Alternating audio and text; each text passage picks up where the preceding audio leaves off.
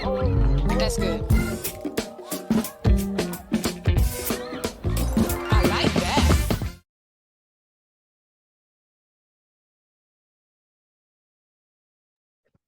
Hello, hello. So let's talk about some basic business documents that sometimes come up in paper twos. I may not be able to, with the timing, I'm not going to be able to kind of um, type all of these. But the main goal is just to give you an idea of what you need to pay attention to as you are doing documents like these. Okay. So thing is not moving. One second. Okay. There we go. All right. So,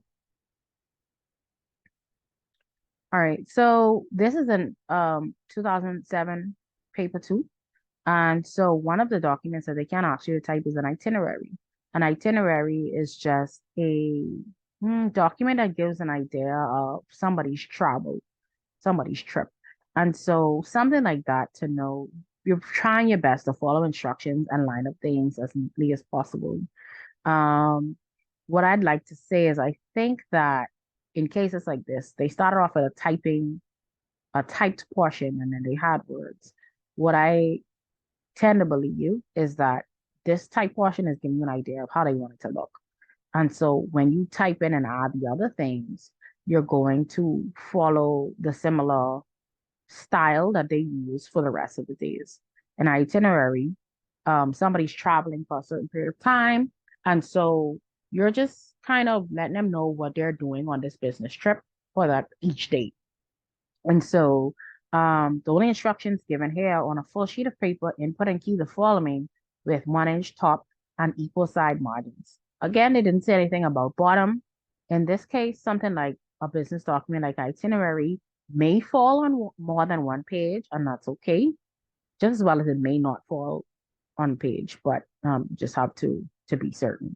Normally for itineraries, you normally have some type of information at the top that gives you an idea of what's happening. Let me see if they add that to the bottom or if they add that anywhere.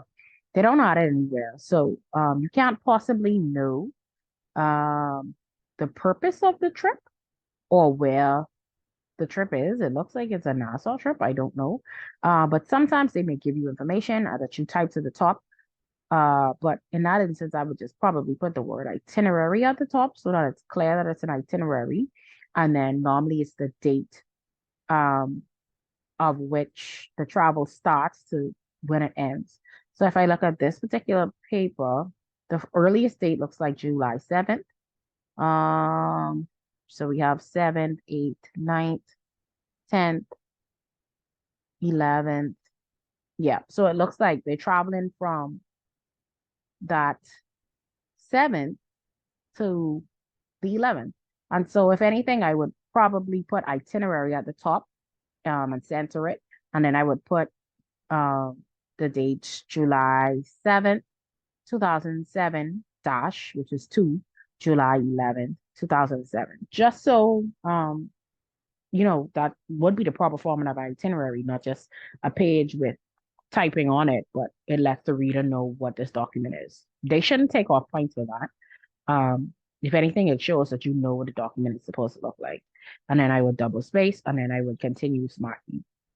But like I said, in this case, they gave you a good idea of what they are kind of looking for. And so if you pay attention to what they started with, they have the date, they typed it out, they typed the day, they typed the actual day, they typed the month, and they typed the year, and it's underlined. Then that looks like a double space, and then these are single space. And so pay attention and look out for things like that. That's giving you an idea of how you should type the rest. That's handwritten. All of these belong on the same document. It's just that they started to type, and then at some point somebody wanted to add more time, and so they wrote it at the bottom. And now they're going to tell you, okay, I want you to type this up. And so if I was to give you guidance on this, I would say this written document, make sure you type it exactly the same way. Monday, 19th of January should look like this.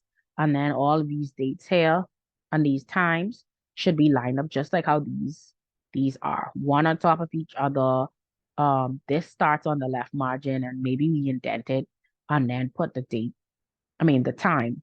And as you can see, we have a dash. We have space, a dash, space, and then we put in the dot, space, PM, and then looks like a tab because everything is lined up except this, which looks like an arrow.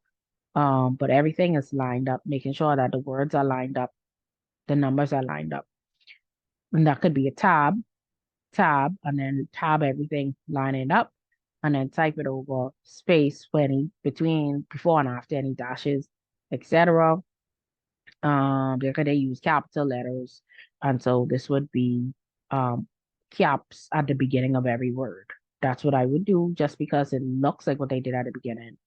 And then they look like after they're done, but they single space in between each time period. But then after they're done, they double space once they start a new day. And so follow the same format throughout to make it uniform. That's what they're looking for, that you know that it should be uniform. And so this state's doing the same thing. Like I said, this is jagged, but this is straight. And I think that's something to pay attention to. This one tabbed over a little bit too much, and I think that's an error. It should come and line up with this. You should know better. And so therefore you should type it accordingly. Maybe even have all of them lined up appropriately. Who knows? If you can get it done that way, just tab to get it to line up appropriately. What you'll also notice is that it's in order of time. And so everything goes in order. We started with AM and PM, and so it goes in a particular order.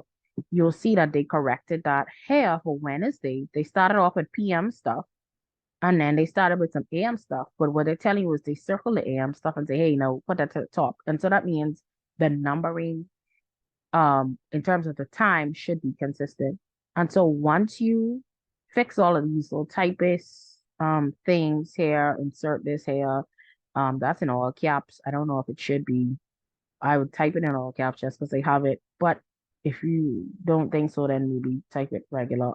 I don't think there'll be a lot of points taken off if you do. But paying attention to, all of the inserts, spell it out. What is that? Our key.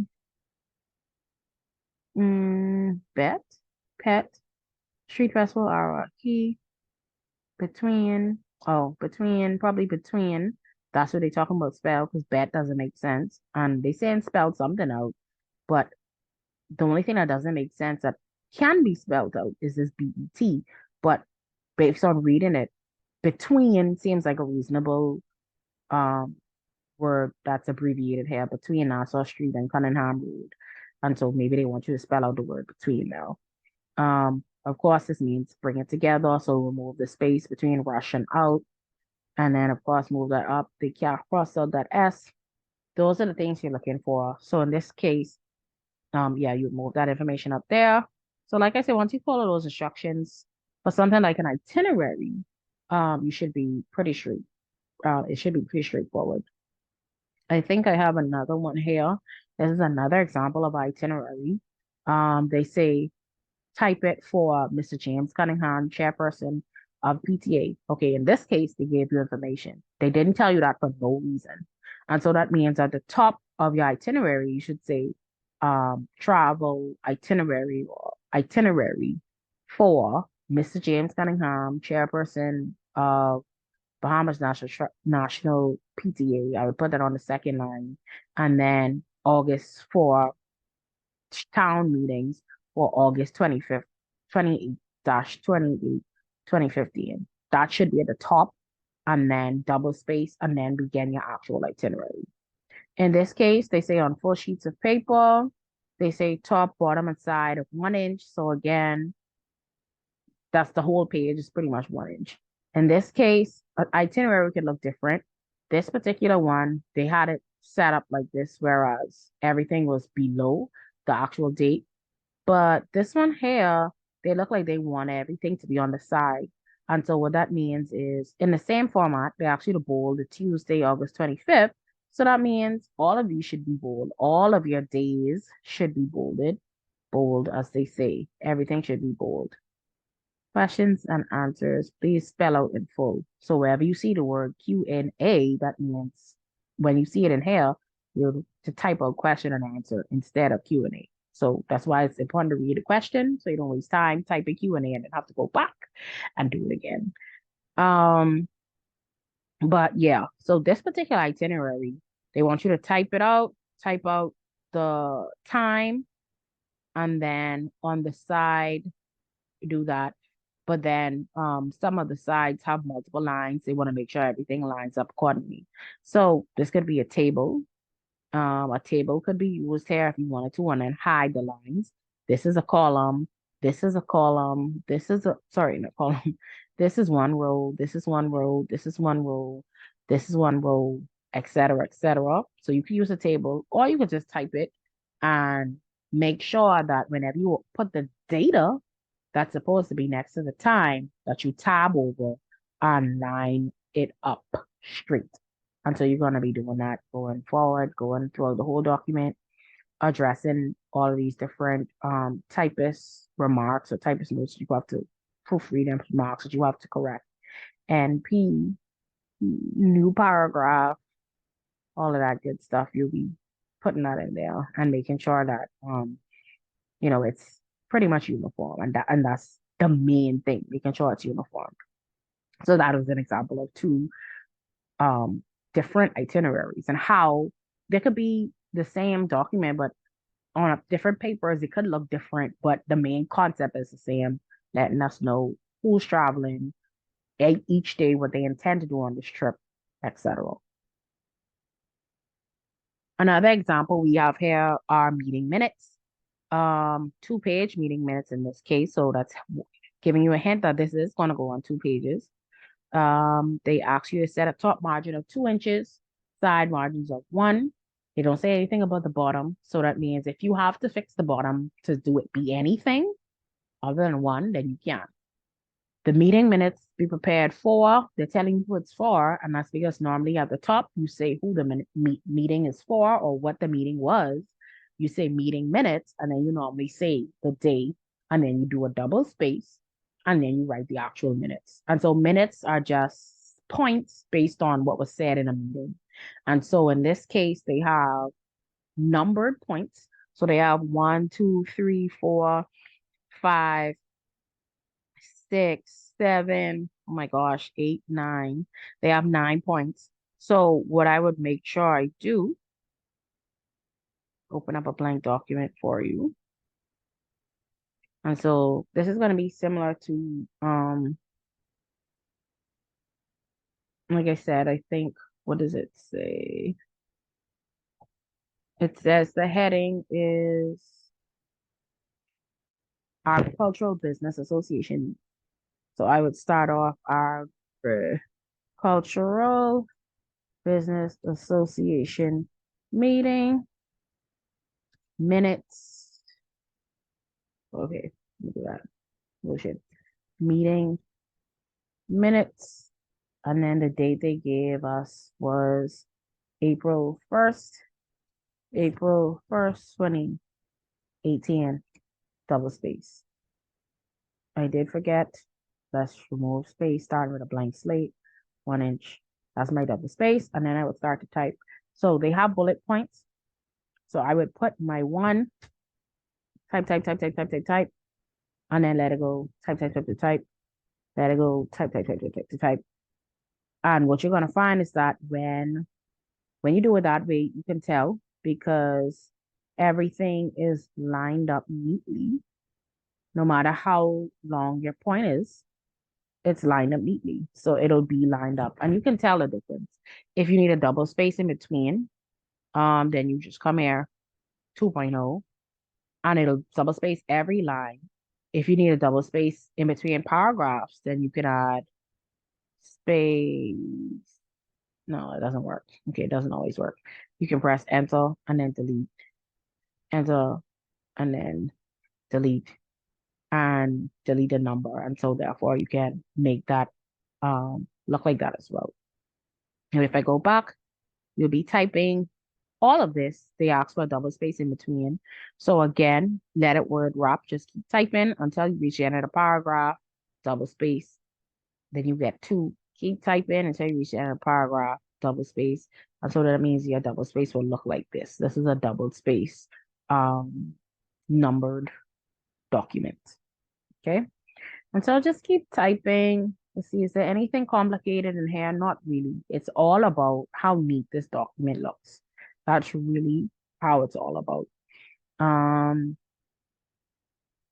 Answering any, doing any of the proofreaders marks changes is fine. And then below here, they ask for a quadruple space, and then they have this, and then they have 2.5 inches. And so what that means is when you get to the bottom, you get to the end. 1, 2, 3, 4. That's my quadruple space. I'm going to put a line there that's going to reach to 2.5 inches. And you can tell where 2.5 inches is. Because you can kind of see it here. This is 1, this is 2.5. So right about there is fine. That means that that's the perfect. And yeah, and the same thing over here, 2.5 inches here. And so what I tend to do is, this is already the perfect length. I'm gonna copy and paste it.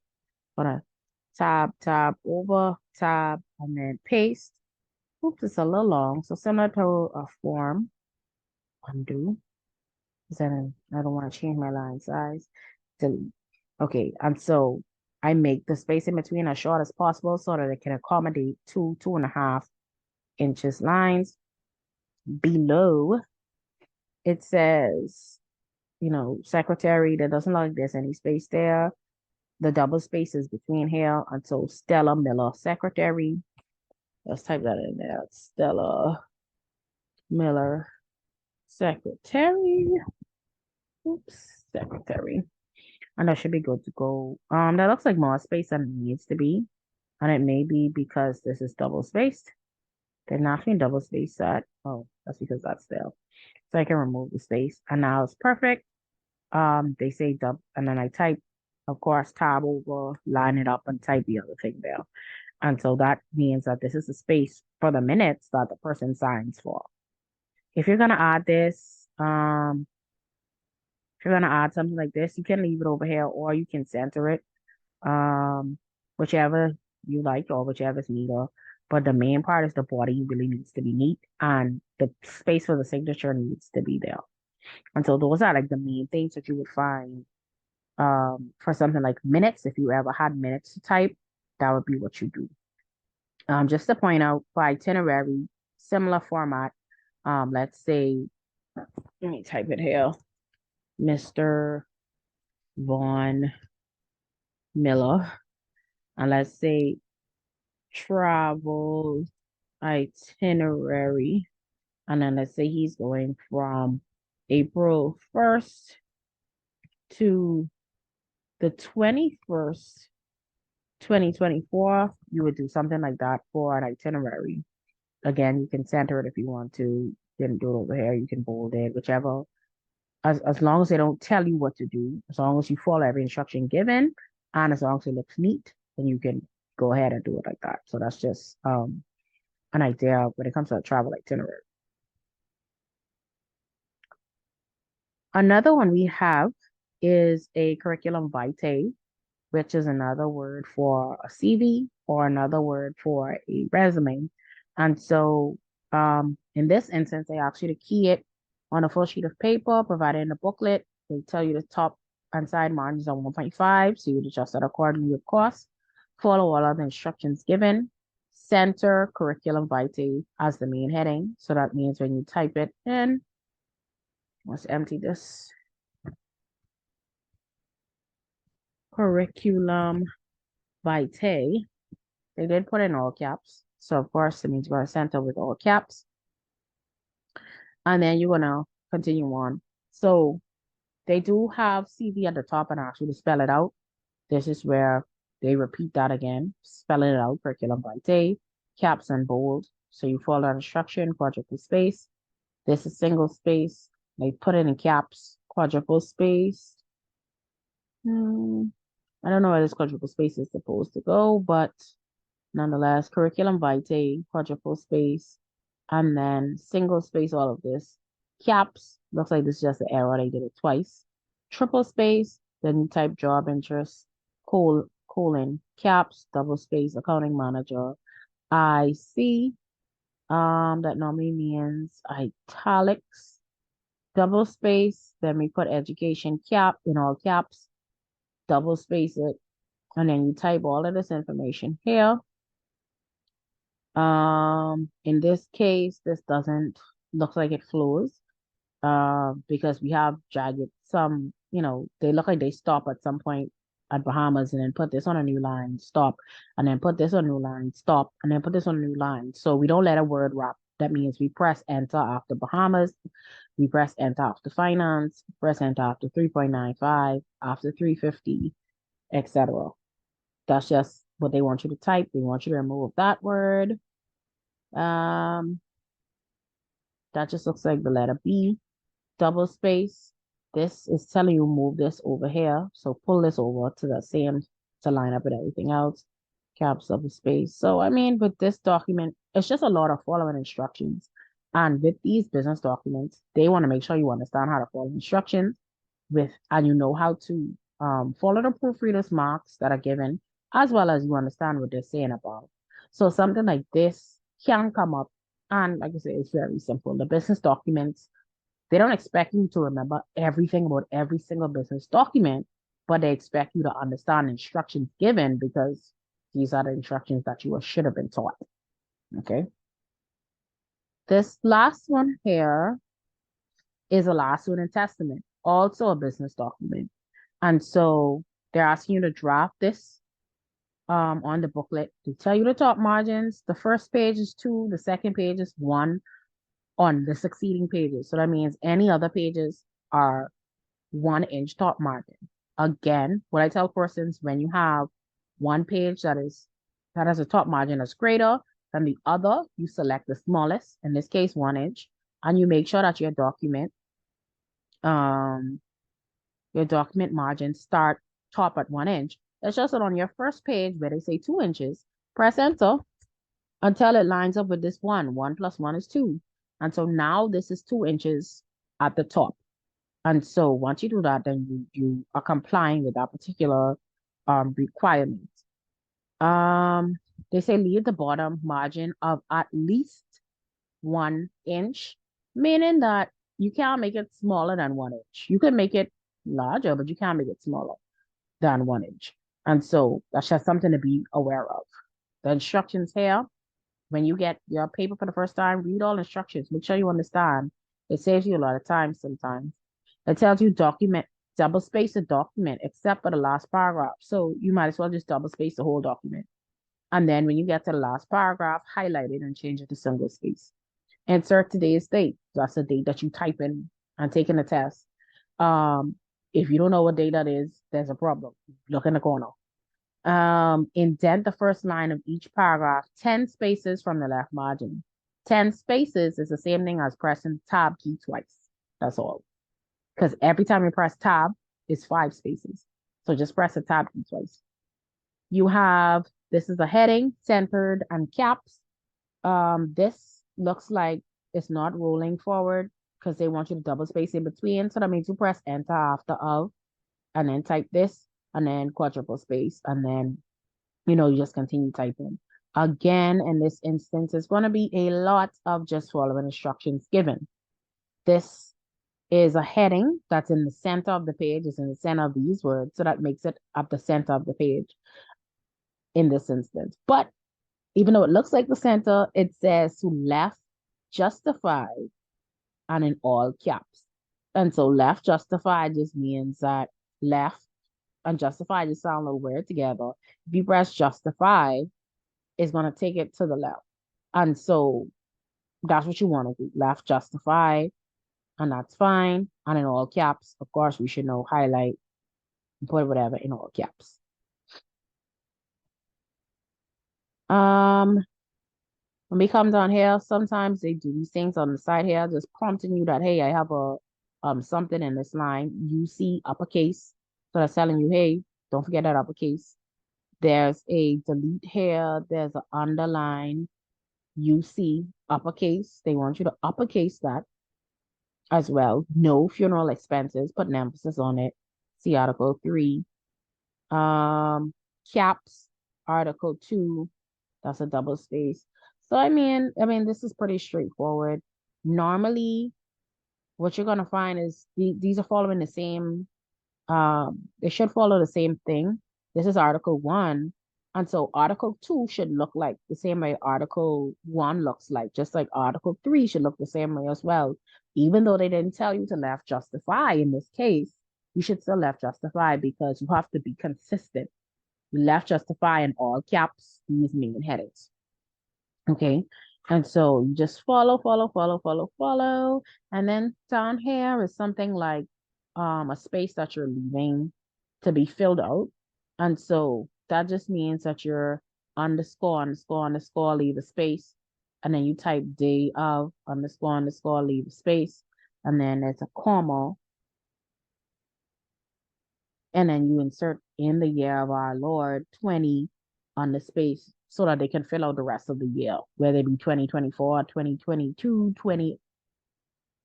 2006. You know, you leave the space to fill it out. And then quadruple space. This looks like the center of the page. Underline, just do a line underscore and then put that name there. It looks like a single space. And so that's what it should look like. Again, this is the last paragraph because they did make a comment. Double space document except for the last paragraph. Is this the last paragraph? Oh, no, it's not. Oh, no, it's not. Thought it was. And so this is also another one. Well, the last paragraph, this is the last paragraph because the rest of it isn't really a paragraph.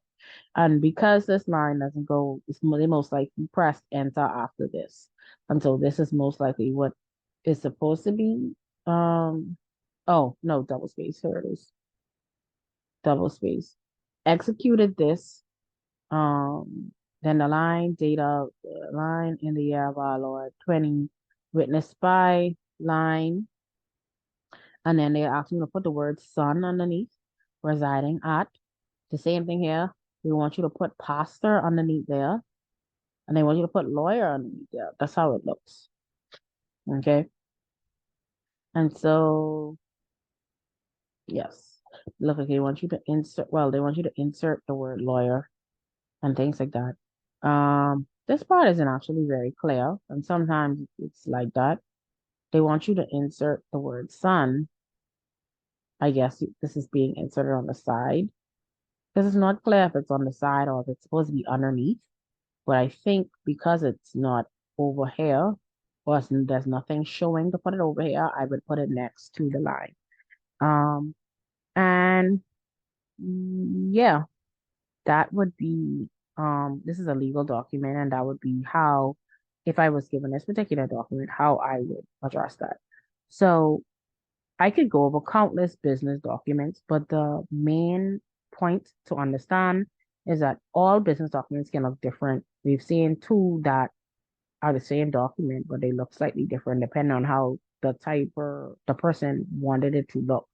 And so therefore, it's just really a matter of following instructions.